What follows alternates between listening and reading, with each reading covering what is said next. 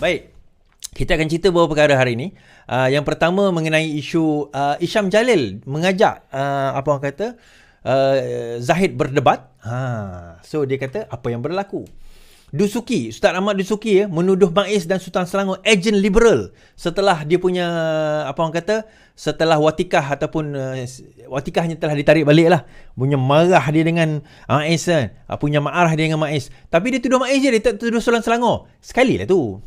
Bos kepada Maiz adalah Sultan Selangor lah. So sama lah yang buat keputusan tu, bukan siapa. Ibrahim Ali seru tubuh RCI untuk DNA. Bagaimana dengan yang lain? So kita akan jawab isu Ibrahim Ali.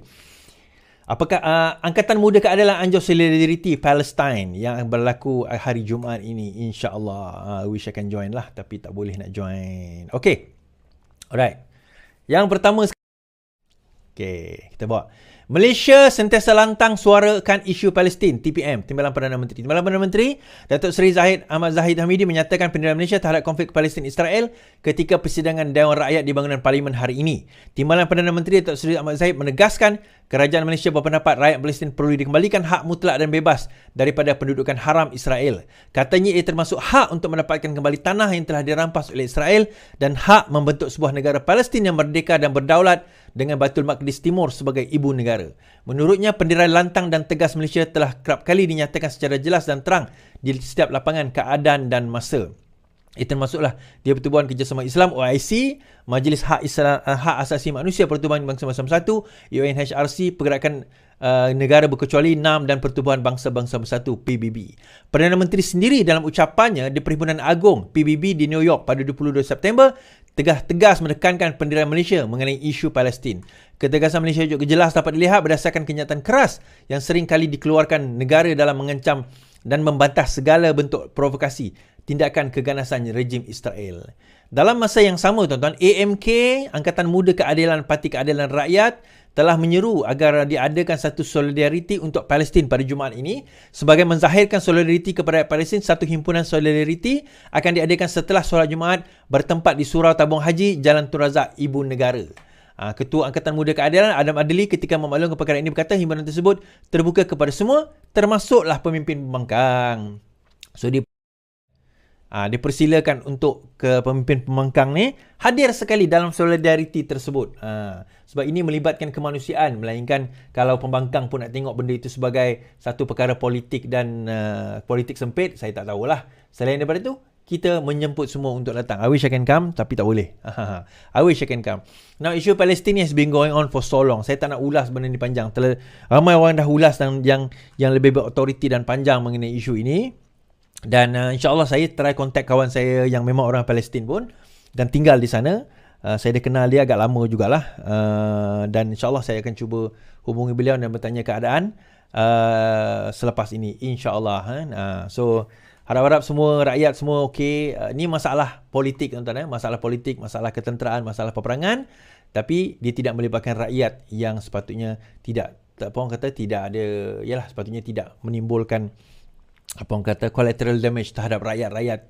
Both parties, saya kata, kedua-dua belah pihak.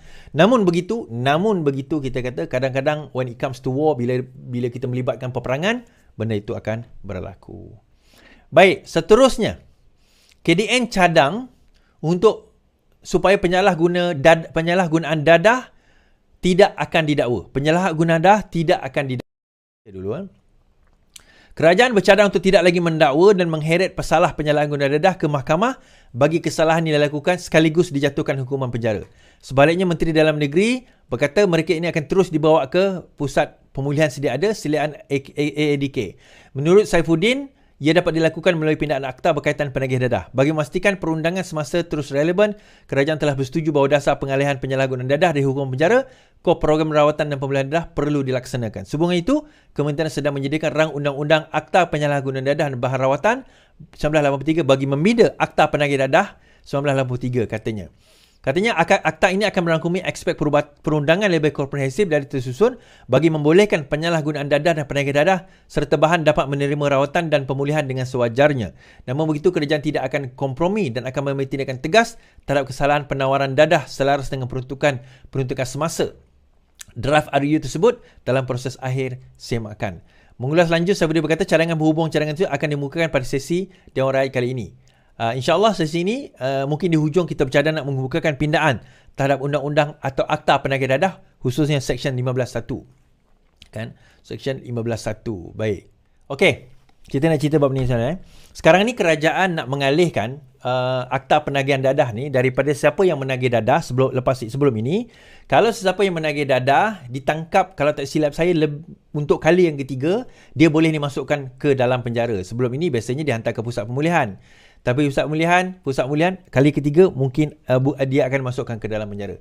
Tetapi kali ini berkemungkinan besar bahawa akta ini yang baru ini akan mengurangkan di mana mereka yang menagih dadah ini masuk ke dalam penjara, sebaliknya dibawa kepada pusat pemulihan dadah. Now, ini dia banyak aspek yang kita nak tengok sini. Ini salah satu usaha reform yang kita sebut hari itu, di mana kita nak kena mengalihkan penjara ini daripada menghukum kepada memulih, daripada retribute kepada rehabilitate, daripada nak menghukum seseorang itu kepada nak memulihkan dia dan untuk mengembalikan dia ke dalam masyarakat.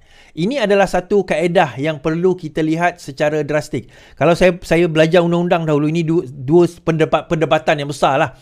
Adakah penjara itu digunakan untuk menghukum seseorang atau digunakan untuk nak memulihkan seseorang bagi menyediakan dia ke dalam society yang untuk menyediakan dia setelah dia nak masuk ke dalam society nanti.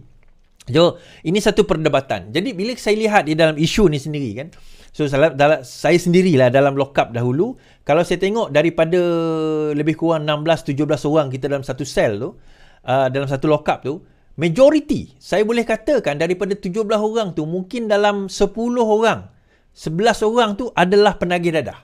Kenapa saya tahu mereka ni penagih dadah, tuan-tuan? Mudah je.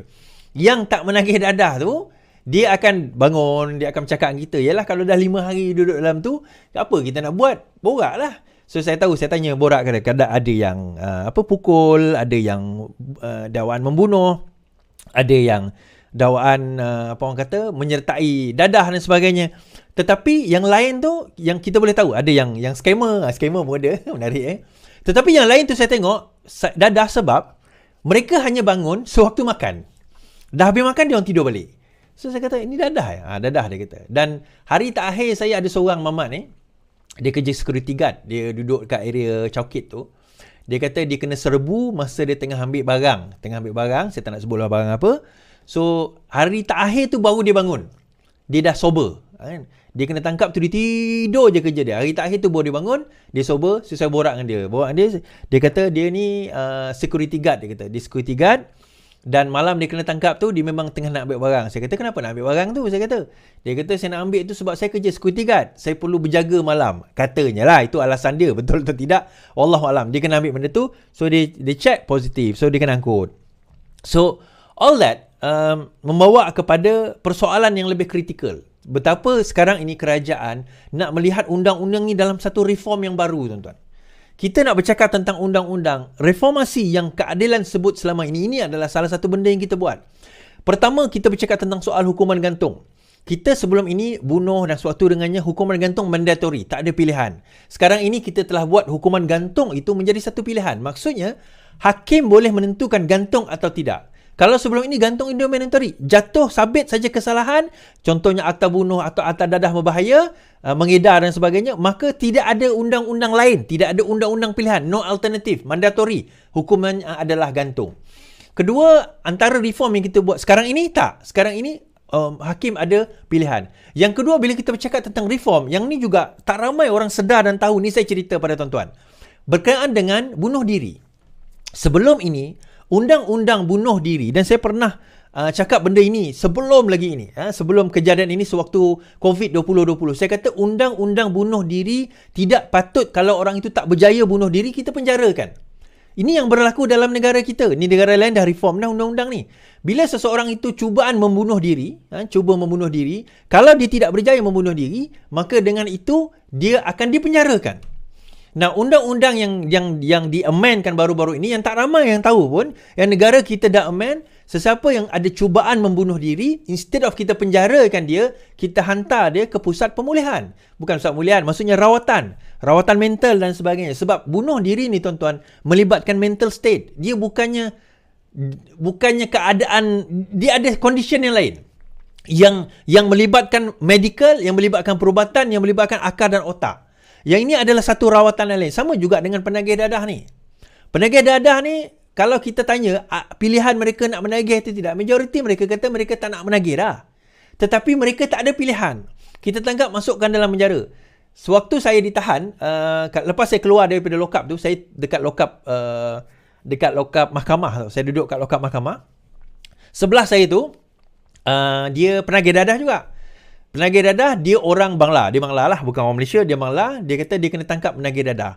Saya tanya dia, so berapa hari dah keluar daripada dah dalam ni semua, dia kata dah berapa hari saya tinggal, lebih daripada 5-6 hari. Dia kata dia takut isteri dia risau, dia kata. Sebab isteri dia tak boleh nak contact dia apa semua. Dia kena tangkap sewaktu dia tengah high. So dia kata dia tak tahu apa yang nak berlaku macam mana. Saya kata, ini kali pertama ke dia tangkap? Tak, dia kata. Ini banyak kali dia kena tangkap. Saya kata, awak memang, saya ni suka buat orang kan, awak memang nak menagih dadah kan? Dia kata nak buat benda macam ni, awak dah tahu benda ni tak boleh, kenapa awak nak saya menagih dadah? Dia kata bukan masalah tu, masalahnya saya tak boleh berhenti.